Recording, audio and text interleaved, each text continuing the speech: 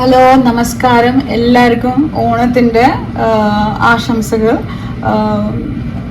ഈ വർഷം നല്ലതായിട്ട് പോട്ടെ, എന്നിട്ട് മനസ്സിൽ ഉള്ള ആശകളെല്ലാം പൂർത്തിയാവട്ടെ.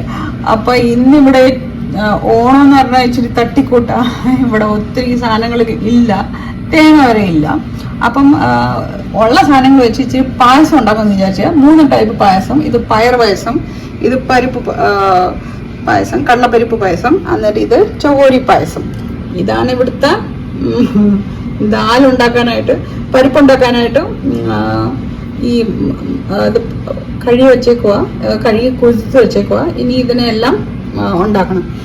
ഈ 2 പാത്രത്തിൽ എനിക്ക് ഉണ്ടാക്കാം. ഇതിൽ വരും കുതിർത്ത് വെച്ചേക്കുക. എല്ലാം പിന്നെ ഉണ്ടാക്കി കഴിഞ്ഞിട്ട് അങ്ങോട്ട് ട്രാൻസ്ഫർ ചെയ്യണം.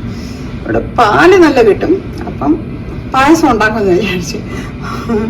പരിപ്പ്, സാമ്പാർ, മോര് ഒന്നുമില്ല, പക്ഷെ 3 പായസം, ചോറും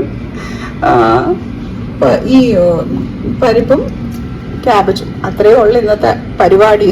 കൊച്ചോണമാണ്. അപ്പം തുടക്കം ഇങ്ങനെയാണ്. അപ്പം ഇത് ചൗരി പായസം ഉണ്ടാക്കി കഴിഞ്ഞ്. അപ്പം ഇതിൽ ക്ലീൻ ഷുഗറായിട്ടത് ഇവിടെ വാങ്ങിക്കാൻ കിട്ടുന്ന ഓർഗാനിക്. സോ അതാ ഇട്ടത്. അതുകൊണ്ട് കളർ ഇച്ചിരി വ്യത്യാസമാണ്. അപ്പം ഇതുണ്ടായി കഴിഞ്ഞിട്ട് ഞാൻ അടുത്തത് ഉണ്ടാക്കാൻ പോകുന്നത് കടലപ്പരിപ്പിൻ്റെ പായസമാണ്. ഇതിനെ വേറെ പാത്രത്തിലോട്ട് മാറ്റി ഫ്രിഡ്ജിൽ. എല്ലാവർക്കും ഇത് തണുത്തതാണ് ഇഷ്ടം.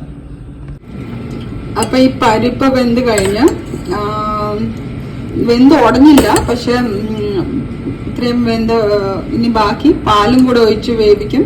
പിന്നെ അത് കഴിഞ്ഞിട്ട് ശർക്കരപ്പൊടിയും കൂടി ഇടും. അപ്പം ഇന്ന് ഇവിടെ കടയിലൊക്കെ നോക്കിയിട്ട്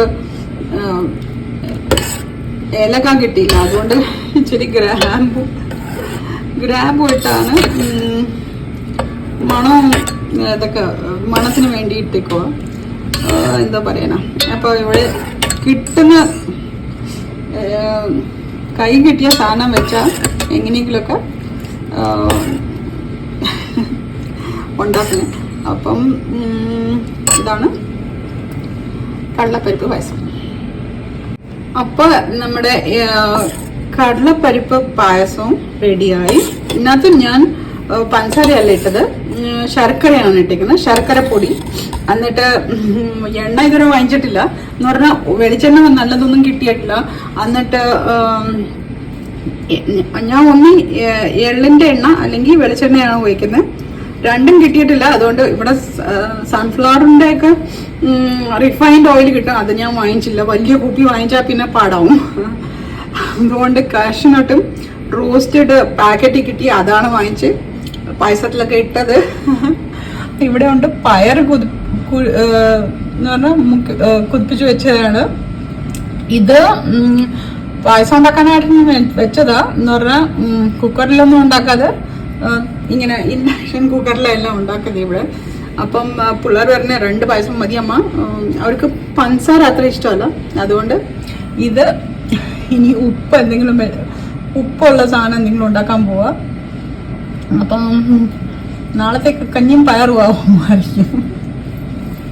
അങ്ങനെ. പക്ഷെ ഒന്നിലും തേങ്ങ ഇടാൻ ഇവിടെ ഇല്ല. അതുകൊണ്ട് അതൊക്കെ കണ്ടുവരുന്നവരെ ഇങ്ങനെ തേങ്ങയില്ലാത്തയും എണ്ണയില്ലാത്തയൊക്കെ പുഴുങ്ങി കഴിക്കുന്നത് ഇവിടെ. അപ്പം എന്തായാലും ഓണം പ്രമാണിച്ച് 2 മെയിൻ പായസങ്ങളാണ് ഞാൻ ഉണ്ടാക്കിയത്. ഒന്ന് ചകോരി പായസവും ഇത് കടലപ്പരിപ്പ് പായസവും. 2ഉം ഇവിടുത്തെ ലോക്കൽ പാല് വാങ്ങിച്ചാൽ ഉണ്ടാക്കിയത്. നല്ല രുചിയുണ്ട്.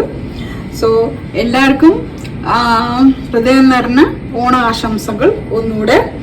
ആൻഡ് ഈ വർഷം എല്ലാവർക്കും നല്ലതായിട്ട് പോട്ടെ. എല്ലാവരുടെയും